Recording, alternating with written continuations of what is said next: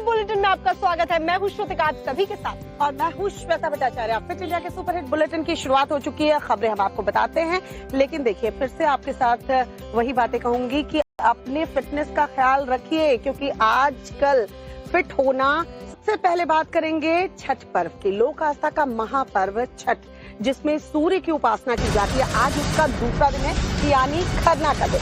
यानी ये कहा जाए कि 36 घंटे का जो निर्जला उपवास होता है उसकी शुरुआत हो चुकी है और ऐसे में आत्मसमर्पण का ये पूरा पर्व माना जाता है, जिसके लिए देश भर से उत्साह पूर्वक जो तस्वीरें हैं वो निकल कर आ रही हैं। दरअसल खरना के बाद 36 घंटे का निर्जला व्रत शुरू होता है और पहले सूर्य के डूबते हुए सूर्य को अर्घ दिया जाता है और फिर उगते हुए सूर्य को अर्घ देने के साथ ही छठ पर्व जो है वो समापन होता है। लेकिन आज दूसरा दिन, काफी महत्व है इसका। आज खरना का प्रसाद बनता है। छठ व्रती जो है वो सुबह में नहा धोकर घर को साफ सफाई करके शाम के वक्त खीर और रोटी बनती है और लोग आते हैं छठ व्रतियों के यहाँ खरना का प्रसाद भी बांटा जाता है। इसका भी अपना महत्व है। इस प्रसाद को ग्रहण करने के बाद छठ व्रती जो है उनका निर्जला व्रत शुरू हो जाता है, यानी पानी तक नहीं पिएंगी। 36 घंटे तक ये निर्जला व्रत रहेगा उनका। मान्यता है कि खरना के दिन व्रती की भक्ति से प्रसन्न होकर सूर्यदेव और छठी मैया उनके परिवार को सुख, समृद्धि और आरोग्य का आशीर्वाद देते हैं। चूंकि आज खरने का दिन है, पहले दिन ये प्रसाद छठी मैया और सूर्यदेव को अर्पित किया जाता है। इसके बाद में व्रती और परिवार के सदस्य इस प्रसाद को ग्रहण करते हैं। प्रसाद को खाने के बाद व्रती 36 घंटे का निर्जला व्रत आरंभ कर देती है। छठ पर्व के तीसरे दिन यानी कि कल सूर्यास्त यानी जो सूर्य डूबते हुए सूर्य की उपासना की जाएगी, उनको अर्घ दिया जाएगा और उसके बाद चौथे दिन यानी उगते हुए सूर्य को व्रती जो है वो अर्घ देते हैं और उसके साथ ही छठ पर्व का समापन होता है। यानी जब उगते हुए सूर्य को वो अर्घ दे देंगे, उसके बाद उपासना करने के बाद घर लौटते, तब वो व्रत को तोड़ते हैं। ये कुल जो है 36 घंटे का निर्जला व्रत होता है, इसीलिए इसे काफी कठिन पर्व कहा जाता है। और ये एक ऐसा पर्व जहां हम प्रकृति से जुड़ते हैं, क्योंकि सूर्य की उपासना जो है वो लोक आस्था के महापर्व में ही होती है।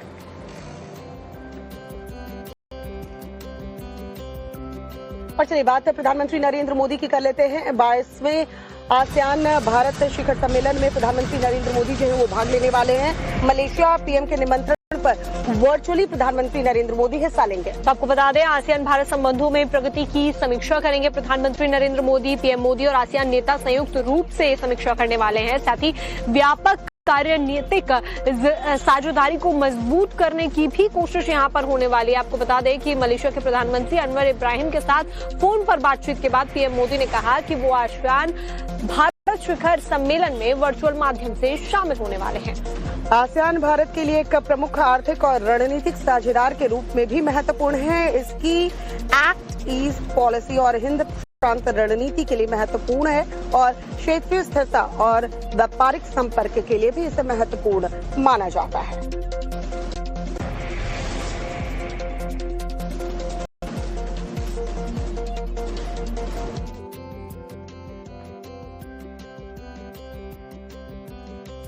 तो चलिए अब आपको बताते हैं कि आसियान शिखर सम्मेलन इतना ज्यादा महत्वपूर्ण क्यों है। प्रमुख आर्थिक और रणनीतिक साझेदार के रूप में ये बहुत ज्यादा अहम माना जाता है। एक्ट ईस्ट पॉलिसी और हिंद प्रशांत रणनीति के लिए भी जो है ये काफी अहम है। क्षेत्रीय स्थिरता, व्यापारिक संपर्क के लिए भी इसे जरूरी माना जाता है। मजबूत व्यापार और निवेश संबंधों वाला एक बड़ा बाजार है। साथ ही आसियान सुरक्षा सहयोग के लिए एक महत्वपूर्ण मंच है।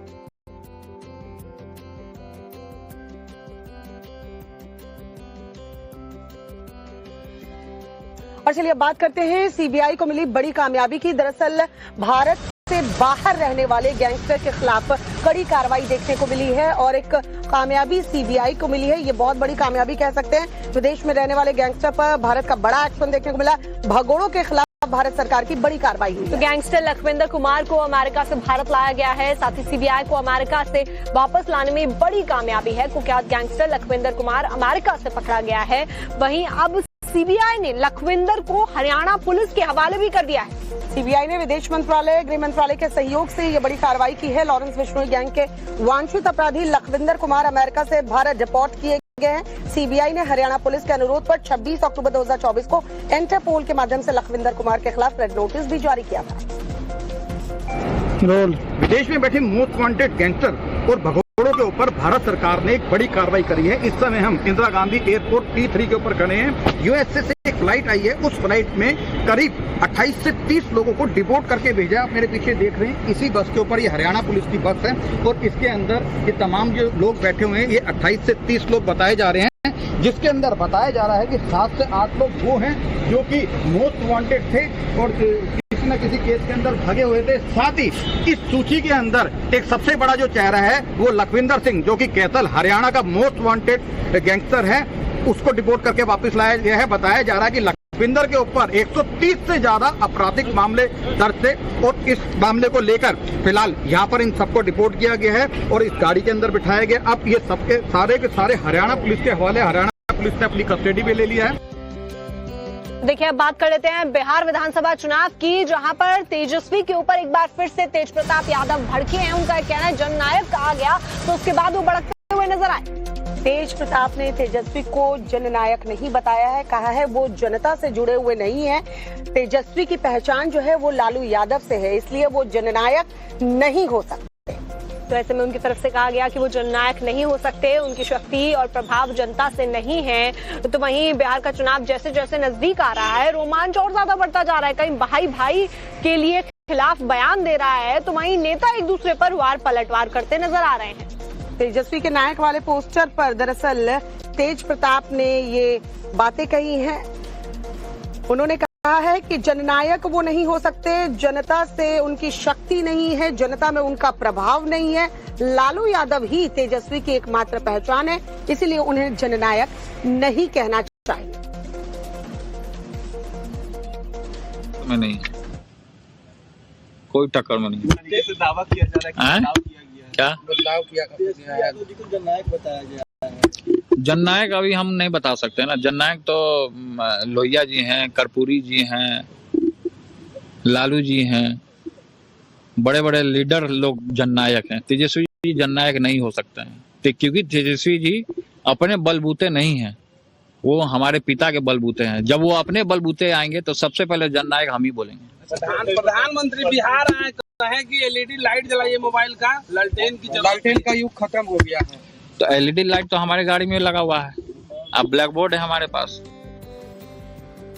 यूपी के मुख्यमंत्री योगी आदित्यनाथ की बात करते हैं, जो दिल्ली के दौरे पर रहे। उन्होंने राष्ट्रपति और प्रधानमंत्री नरेंद्र मोदी से भी मुलाकात की और इस मुलाकात में उन्होंने जेवर इंटरनेशनल एयरपोर्ट की पूरी समीक्षा भी प्रधानमंत्री नरेंद्र मोदी को बताई। जिस तरीके से निर्माण कार्य तेजी के साथ किया जा रहा है, उसको लेकर भी जानकारी प्रधानमंत्री नरेंद्र मोदी के साथ में मुख्यमंत्री योगी आदित्यनाथ ने साझा की। जेवर एयरपोर्ट के उद्घाटन के लिए निमंत्रण भी प्रधानमंत्री नरेंद्र मोदी को दिया है। योगी आदित्यनाथ ने जेवर एयरपोर्ट का हेलीकॉप्टर से निरीक्षण भी किया। बिहार चुनाव को लेकर भी पीएम मोदी से बातचीत हुई है, सूत्रों के हवाले से ये खबर है।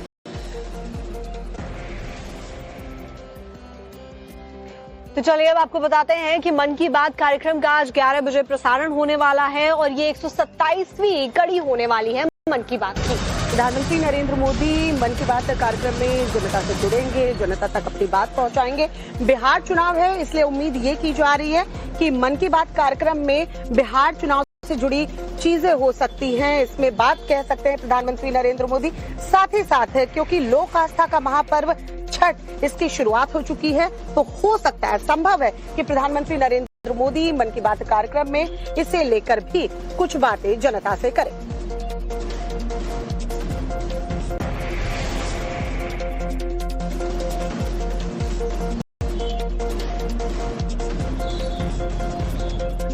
तो 11 बजे प्रधानमंत्री नरेंद्र मोदी देश की जनता से मन की बात करने वाले हैं। ये मन की बात का 127वां एपिसोड रहने वाला है।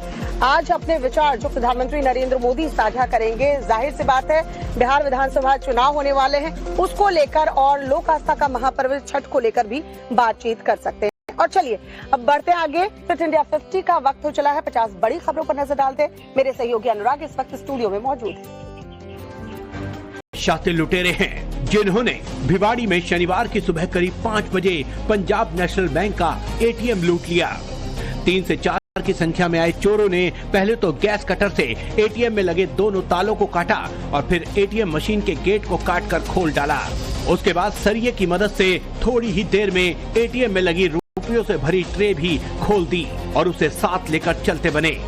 सीसीटीवी में आप साफ देख सकते हैं कि कैसे कपड़े से चेहरा ढके ये शातिर चोर एटीएम को लूट रहे हैं। पहले 2 लोग मनी ट्रे को निकालने की कोशिश करते हैं, फिर नीली टी शर्ट वाला तीसरा चोर भी उनकी मदद करने लगता है, लेकिन जब तीनों से बात नहीं बनती तो फिर वो अपने चौथे साथी को बुलाता है और फिर आखिरकार वो मनी ट्रे बाहर निकालने में कामयाब हो जाते हैं और उसे लेकर फरार हो जाते हैं। ये पूरी घटना एटीएम में लगे सीसीटीवी में रिकॉर्ड हो गई। चौपान की थाना क्षेत्र के खेड़ा चौक स्थित पंजाब नेशनल बैंक के एटीएम बूथ से चोरों ने 27,66,000 रुपए लूट लिए। एटीएम की जो ट्रे होती है उसको गैस कटर से काट करके और लेके बैंक प्रबंधक को बुला करके बैंक सीसीटीवी फुटेज देखा गया तो सुबह प्रातः 4:52 पे एक गाड़ी आकर के एटीएम के सामने रुकती है, जिसमें से 4-5 लड़के हैं। शटर का ताला गैस कटर से काट करके और अंदर प्रवेश करते हैं। तो एटीएम का जो ट्रे होता है बॉक्स उसको गैस कटर से काट करके उसमें से जो एटीएम ट्रे को ले जाते हैं। तो लगभग अभी तक रिपोर्ट आई नहीं है, परंतु ज्ञात हुआ है कि 27,66,000 के लगभग उसके पैसे थे। सुबह जब एटीएम गार्ड मौके पर पहुंचा तो पूरी घटना का पता चला, जिसके बाद पुलिस और फॉरेंसिक टीम मौके पर पहुंची और जांच शुरू की। पुलिस अब इलाके के सीसीटीवी फुटेज खंगाल रही है ताकि चोरों की पहचान की जा सके। हालांकि अभी तक ये साफ नहीं हो पाया है कि चोर किस गाड़ी से आए थे। हालांकि पुलिस ने जल्द ही मामले का खुलासा करने का दावा किया है। गुरुग्राम के एक गांव से ऐसी वारदात सामने आई है जो सुनकर सब हैरान हो जाएंगे, क्योंकि यहाँ पर 2 गुटों में झड़प हुई और वो हिंसक हो गई।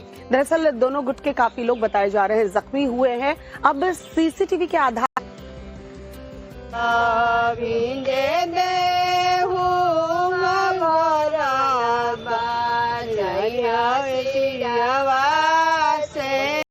वाराणसी के घाटों पर लोक आस्था के महापर्व छठ की छटा बिखरने लगी है। धर्मनगरी काशी के गंगा घाट और किनारे आस्था की रोशनी से सराबोर नजर आ रहे हैं। नहाए खाए से छठ पर्व का 4 दिवसीय महाव्रत शुरू हो जाता है और इसी के साथ काशी के गंगा घाट पर आयोजन की शुरुआत हो जाती है। नहाए खाए के साथ ही लोक आस्था के सबसे बड़े पर्व छठ की शुरुआत हो गई है और इस दौरान वाराणसी के प्रसिद्ध गंगा घाटों पर आस्था की जो छटा है वो बिखरने लगी है। और इन सब के बीच में देखिए हमारी मौजूदगी वाराणसी के प्रसिद्ध 80 घाट पर है और यहाँ पर किस तरीके से जो बेदी निर्माण है वो पूरा किया जा रहा है, उसकी जो तस्वीरें हैं वो हम आपको दिखा रहे हैं कि जो व्रती महिलाएं हैं वो यहाँ पर पहुंची हैं और अपने जो वेदी है उसको बनाने का काम आज संपन्न कर रही हैं। उसके पहले घाटों पर बेदी बनाई जाती है और इस बेदी का खास महत्व होता है। इस बेदी के नीचे व्रती महिलाएं पूजा करती हैं। काशी के सभी घाटों पर हजारों बेदी बनकर तैयार हो चुके हैं। व्रती महिलाएं बेदी बनाकर घाटों पर अपनी अपनी जगह छेकने की परंपरा का निर्वहन करती हैं। बनारस के घाटों पर महिलाओं ने बेदी बनाकर छठ पर्व का पारंपरिक गीत गाया।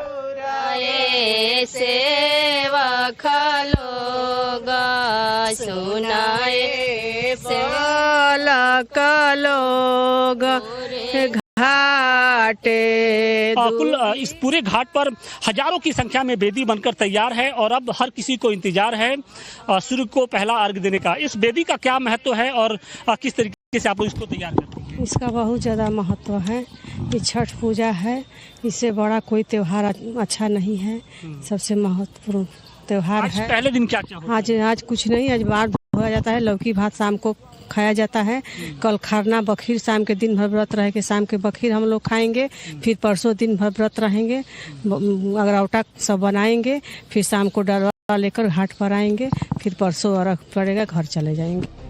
हालांकि इस दौरान बढ़े जल स्तर की वजह से सभी श्रद्धालुओं को मुश्किलों का सामना भी करना पड़ रहा है। घाटों पर अभी भी सील्ट जमा है, जिसको हटाने का काम जारी है। हर व्रती के लिए ये बहुत कठिन व्रत माना जाता है, संतान की सुख समृद्धि के लिए, पति के सुख समृद्धि के लिए, और इसके साथ ही समाज में सुख समृद्धि कायम रहे, इसके लिए हर जो महिला होती है वो इस कठिन व्रत को करना चाहती है। वाराणसी से आशुतोष सिंह, टाइम्स नाउ, नव भारत। फतेहपुर से कुछ ऐसी तस्वीरें सामने आई हैं जो कि ये बताती हैं कि किसी पर भरोसा नहीं किया जा सकता है। दरअसल फतेहपुर में किराना की दुकान में कुछ लोग घुसते हैं, 50,000 कैश पर हाथ साफ कर देते हैं, पलक झपकते। कैसे, देखिए जरा। फतेहपुर में धाता सिरादू रोड स्थित एक किराना स्टोर में शुक्रवार शाम करीब 50,000 रुपए की चोरी हो गई। 3 अज्ञात चोर दुकान के गल्ले से नकदी निकालकर फरार हो गए। ये पूरी वारदात दुकान में लगे सीसीटीवी कैमरे में कैद हो गई। दुकान मालिक के मुताबिक 3 ग्राहक उनकी दुकान पर आए थे। इनमें से एक बाहर मोटरसाइकिल पर बैठा रहा, जबकि 2 दुकान से सामान निकलवाने लगे, और जब वो सामान लेने के लिए दुकान के अंदर गए तो दोनों चोरों ने बारी बारी से काउंटर में बने कैश बॉक्स को खोलकर नकदी निकालने की कोशिश की। लेकिन जैसे ही दुकानदार दोबारा सामान लेने अंदर गया, चोर पैसे निकालकर भागने लगे। इस बीच दुकानदार ने चोर चोर चिल्लाकर शोर मचाया, जिसके बाद तीनों चोर मोटरसाइकिल पर बैठकर फरार हो गए।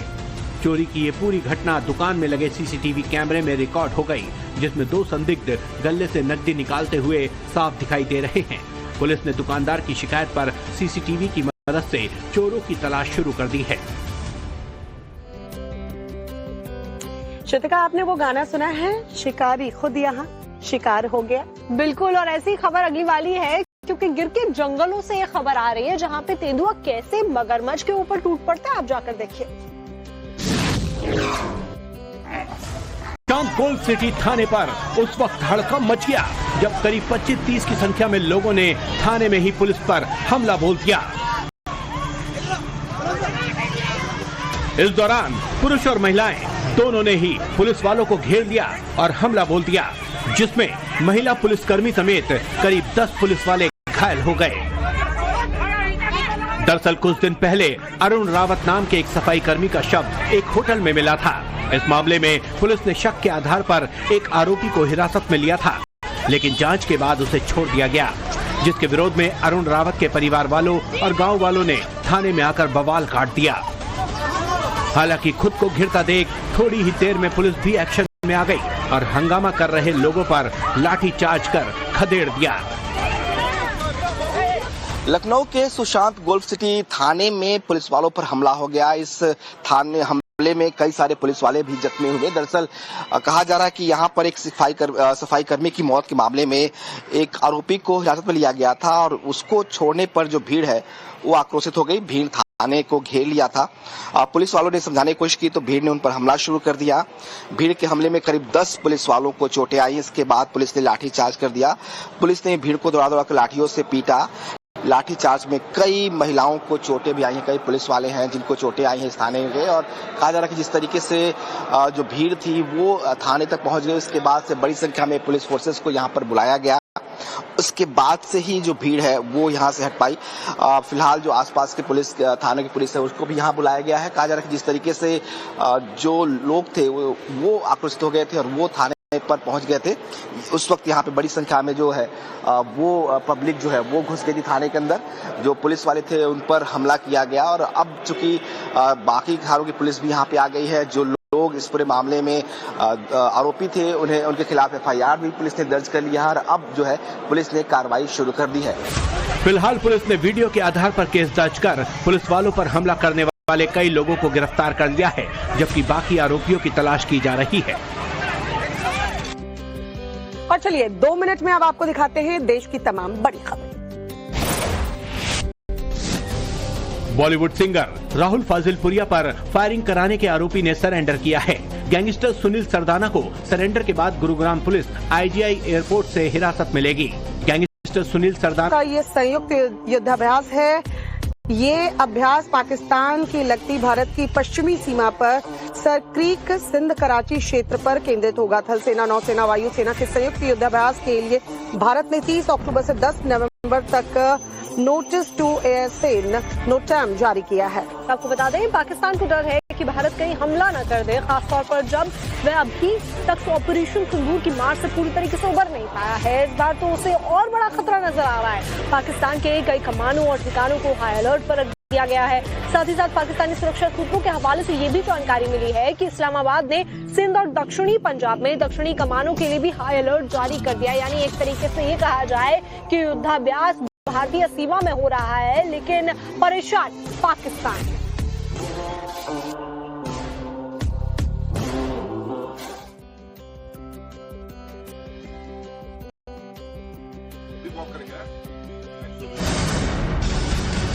देखिए, बड़ी खबर आपको बताएं कि जैश ए मोहम्मद की महिला ब्रिगेड में नई भर्ती हो रही है। ये भी जानकारी मिल रही है। आपको बता दें, जैश ए मोहम्मद में महिला विंग को बड़ी जिम्मेदारी देते हुए उसे एक्सपैंड किया जा रहा है।